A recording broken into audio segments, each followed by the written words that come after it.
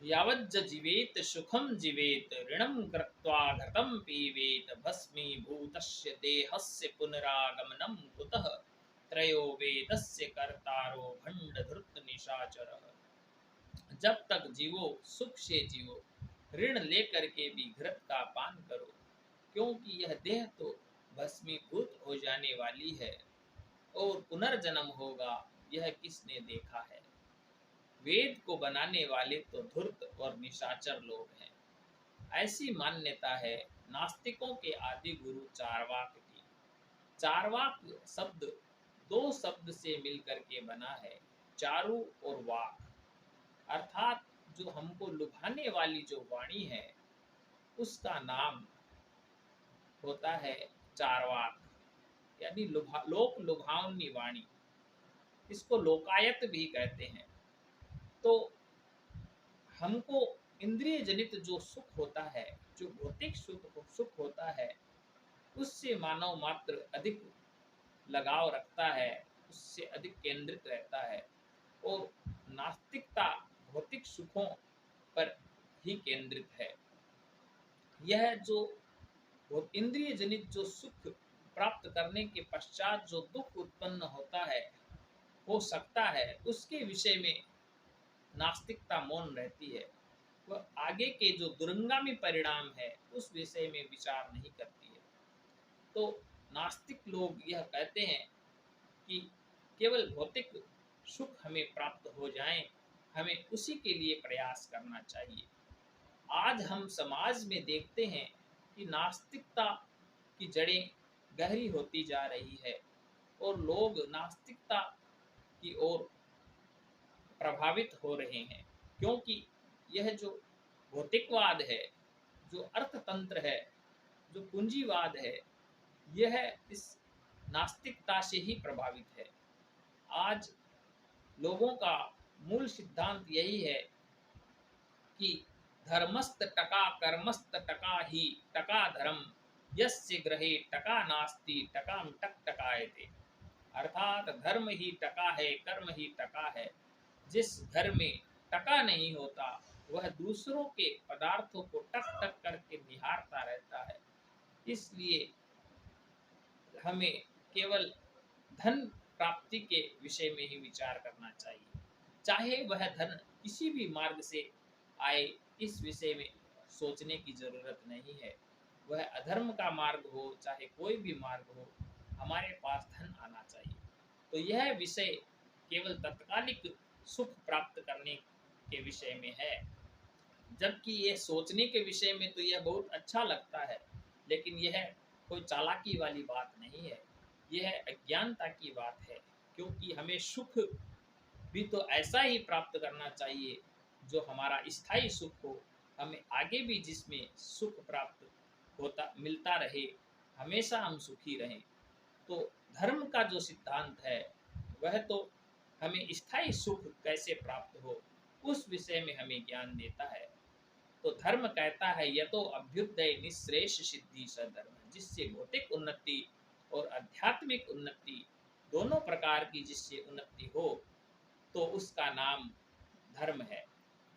नास्तिकता यह कहती है केवल भौतिकवाद पर सीमित है, और नास्तिक लोग खुद को अधिक चालाक समझते हैं, अधिक बुद्धिजीवी समझते हैं।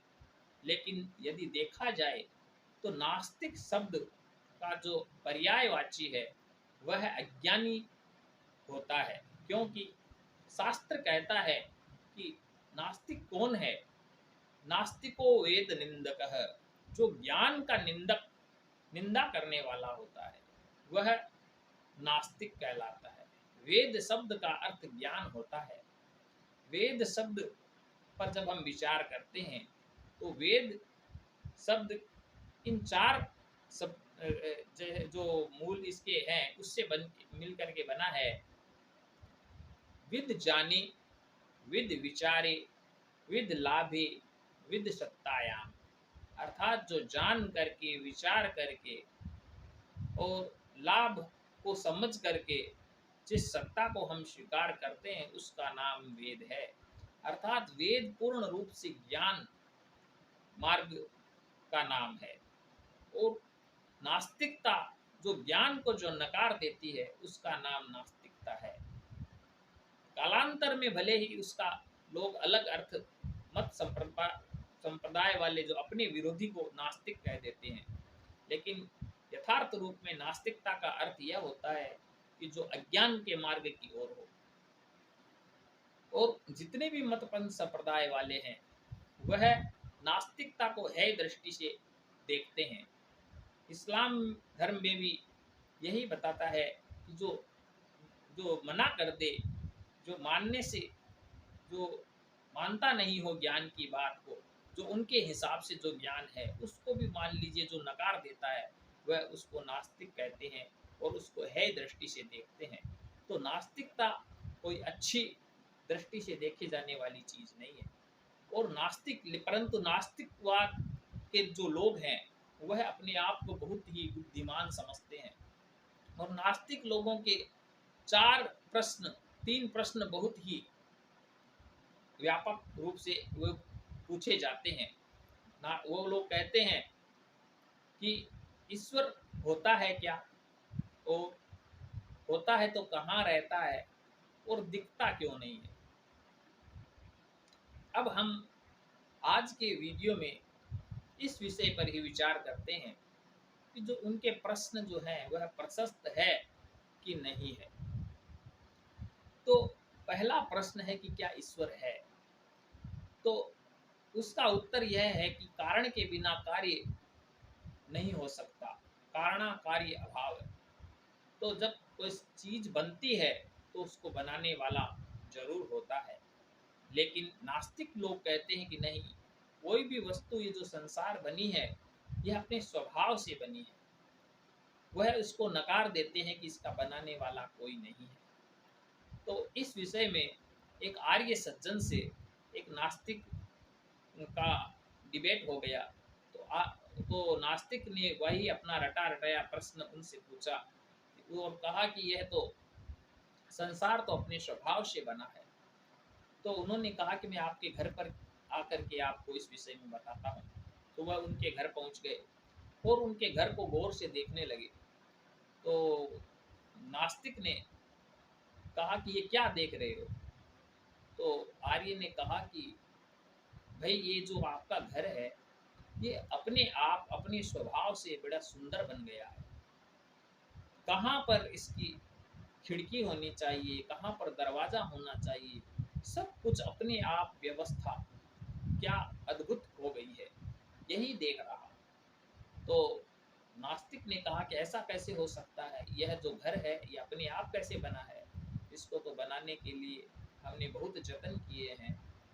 हमने इसको बनाने के लिए कहाँ से मिट्टी लेकर आए, कहाँ से ईंटें लाए, कहाँ से सीमेंट की व्यवस्था की और कारीगरों को बुलाया, और कितनी ही मेहनत से ये अगर बना है।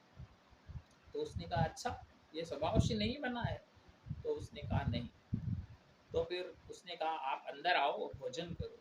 तो भोजन के पश्चात आर्य सज्जन ने फिर कहा कि वाह, भोजन अपने स्वभाव से बहुत ही अच्छा बन गया है। तो नास्तिक ने कहा कि क्या यार बातें करते हो आप, ये भोजन भी मेरी जो पत्नी ने बनाया है और बहुत ही जतन से बनाया है। कहाँ से तो वह जो अलग अलग जो इसकी ज़रूरत के सामान है वह इसको इकट्ठा किया है, और तब जाके बहुत ही मेहनत से यह भोजन बना है, और आप कहते हो कि अपने आप बन गया। तो उन्होंने कहा अरे यह भी अपने आप नहीं बना है। तो उन्होंने कहा नहीं। तो फिर उन्होंने कहा चलो, आप हमसे डिबेट करने वाले थे तो मैं आपको अपना पुस्तकालय दिखाता हूँ, मैं कितना ज्ञान रखता हूँ, आइए पुस्तकालय को देखते हैं। तो वो पुस्तकालय में पहुँच गए और वो नास्तिक अपनी पुस्तकालय उनको दिखाने लगा। तो उसने सज्जन ने कहा कि ये है जो आपकी किताबें हैं, ये वास्तव में अपने आप बहुत ही तरीके से सज गई है। इसको जो अपने आप सजी है यह देखकर मैं बहुत ही मतलब सोच में पड़ गया हूँ कि यह अपने आप कैसे लग सकती है। तो नास्तिक ने कहा कि अरे भाई, यह अपने आप नहीं लगी है, मैंने इसको इस हिसाब से सजाया है। तो उसने उसने कहा यह भी आपने नहीं, अपने आप नहीं हुआ, आपने किया है। तो उन्होंने कहा हाँ मैंने किया। तो फिर कहा आप क्या पागल हो गई हो, आप हर बात को कह रहे हो अपने आप से हो गया है, अपने आप कोई चीज़ दुनिया में नहीं होती है। तो आर्य सज्जन ने कहा अरे हाँ, यही तो मैं आपको समझाने यहाँ पर आया हूँ कि कोई भी जो चीज़ होती है वह अपने आप कभी नहीं बनती है। तो जब छोटी सी छोटी चीज़ रोटी भी अपने आप नहीं बनी है, आपने बनाया है, तो यह जो अद्भुत जो संसार है जिसकी हम व्यवस्था देखते हैं, यह कितनी अद्भुत है, तो यह अपने आप कैसे हो सकती है। तो आर्य नास्तिक के पास इस प्रश्न का जवाब नहीं था। तो यह कहने की बात है कि नास्तिक लोग केवल प्रश्न पूछते हैं। प्रश्न खड़ा करना कोई बड़ी बात नहीं होती है, खंडन कर देना कोई बड़ी बात नहीं होती है, खंडन के साथ निमंडन भी करना पड़ता है।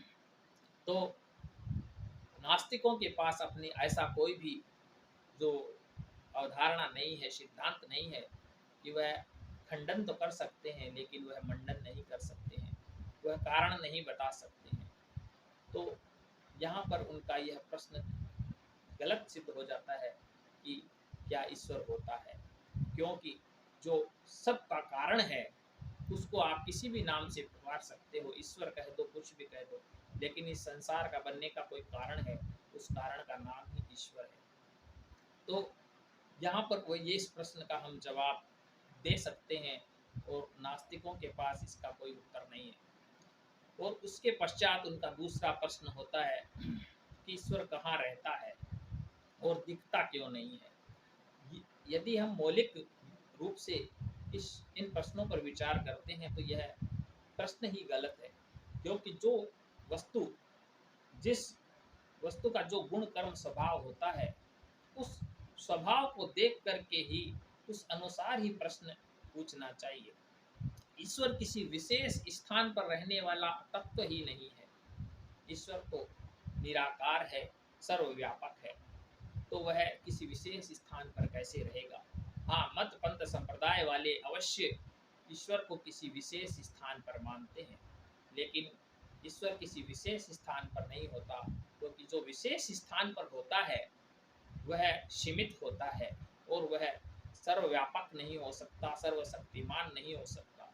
जैसे सूर्य है, वह सूर्य किसी विशेष स्थान पर रहता है, तो वह धरती के दूसरी जो भाग है, पृष्ठ भाग है, वहां तक अपनी किरणें नहीं पहुंचा सकता, भले ही वह प्रचंड शक्ति रखता हो, लेकिन फिर भी उसकी किरणें सीमित है।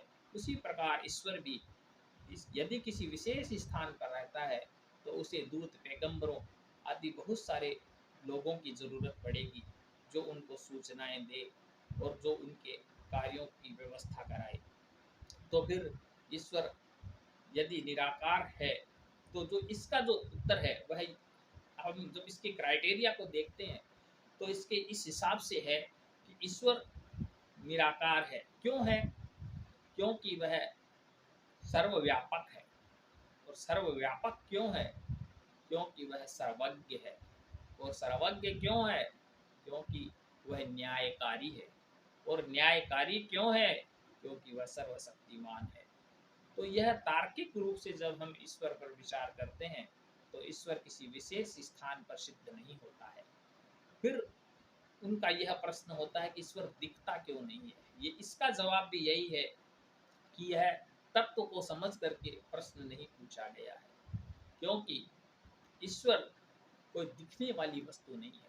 हमारी जो इंद्रिय है, यह इंद्रियों का सबका अलग अलग विषय है।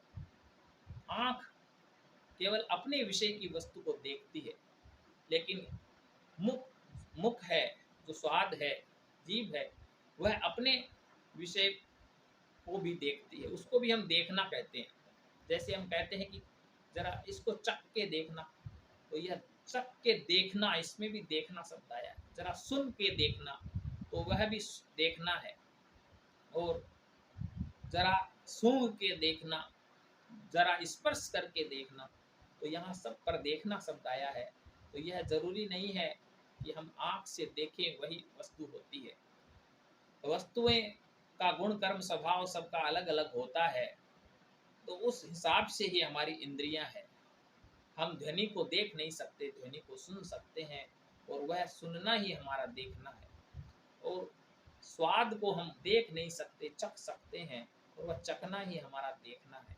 इसी प्रकार हमारी अलग अलग इंद्रियों का जो विषय है वह ही ईश्वर का, उनका साक्षात्कार है।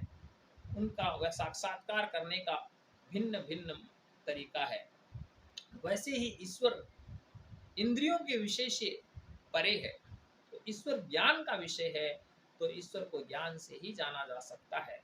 तो यह कहना कि चर्म चक्षुओं से हमें जो चीज दिखाई देगी हम उसी को मानेंगे, तो यह अज्ञानता की बात है। तो ईश्वर को हम ज्ञान से देख सकते हैं, परंतु यह बात नास्तिकों के समझ में नहीं आती है।